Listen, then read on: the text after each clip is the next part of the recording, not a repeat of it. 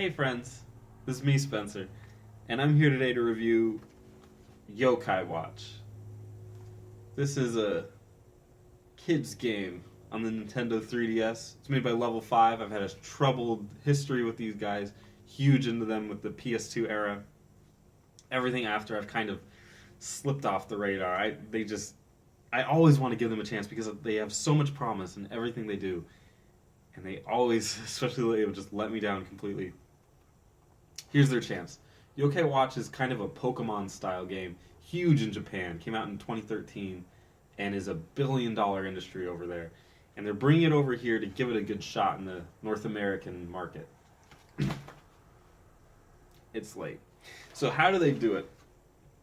Well, yokai are essentially ghosts, from what it seems. It's kind of a dark entry into the kid collectathon genre, but they're like this little guy, Jabangnon or whatever his name is. I'm gonna get flamed for that. He's like the Pikachu of the series. He got hit by a car and died, and now he jumps into the intersections and tries to beat up on the trucks that pass by. And of course, he just gets hit by cars all day. It's very dark in that aspect. I don't know if it's intentional or not. Maybe this is a Japanese thing, but it is.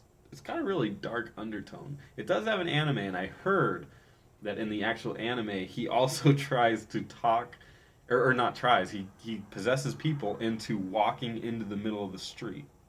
Now think about that. That's pretty fucked up. It's really strange. I'm not sure. This is a kids show, but that's pretty dark. Anyway, these yokais have influences over everything that happens in society. All the way down to the minute details of your parents arguing. There's a yokai that's possessing them to argue. It's really bizarre. And again, kind of dark and sad in a lot of ways. So it's your job, once you get this cool watch and this weird big-lipped ghost guy follows you around, it's your job to kind of collect them and see what's going on with the yokai. There's some strange force that's happening. And that's very loosely the story. The story kind of just follows you as you go around on your day-to-day. But it kind of builds up and hints, oh, there's probably something weird going on. There's many boss fights, which are all interesting. But that leads me into the battle system. This is very unconventional, and by that same token, conventional of level 5 to make an unconventional battle system. It's a wheel. You have 3 on top and 3 on bottom. You will always have 3 fighting, and your enemy will generally have 3 on their side. They already attack for you, so it's kind of weird to look at it as an RPG in the traditional sense, because I guess it's really not. They fight for you. They'll attack, they'll do spells, they'll defend. They'll do this thing where they try to get the guys to not do their spells, their sultimates. And a sultimate would be you click on it when their meter's full, and then they unleash this big attack that could hit all the enemies or could hit one with but really strongly. And you do little mini games on the screen to get them to go. And that part's kind of cool. I like that, but again, that's really most of the control you have. You can also turn the wheel so that your other allies can jump in and take the place if maybe their skills are better suited for that fight or that moment. That happens in the boss fights a lot. So I thought it's a unique idea. I'll give them that. But I'm not a huge fan of it. And I would trade it for maybe not completely traditional, but something more traditional in a heartbeat. And there's a couple of reasons. One of the main reasons is later in the game you'll come back to it. You'll come back to like a really early part and the enemies are super easy. And you'll get in these fights that you're just like, oh, okay, whatever. No random battles. That's a good thing, by the way. Anyway, so you'll get into these fights, and the enemies will like attack you like normal, but your guys will attack them as if they're the same level. So they'll be like, I just got hit. Now they got hit by 2 HP and they're like 150, but they'll go, I got hit, gotta heal, and then they'll throw a heal on this. I was like, no, just hit the yokais, kill them, like kill the ghosts. Like it's so easy, but they won't do it, and that part can get really really frustrating. Because you just kind of want them to finish the fights. You're not there to really level up with those guys. So that was disappointing. I will also say that the leveling up part of it, the traditional grind that you might expect from a game where you collect these guys, doesn't really exist so much because as you progress through gates.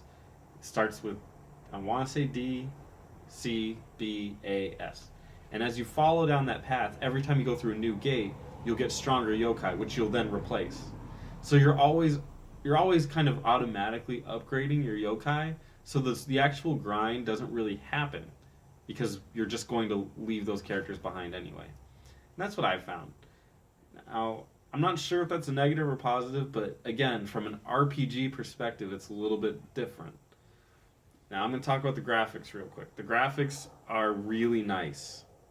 This game looks beautiful. I would argue it looks better than Pokemon did. And the architecture on the buildings, for some reason, that just caught my eye. It's like, wow, that looks really, really cool.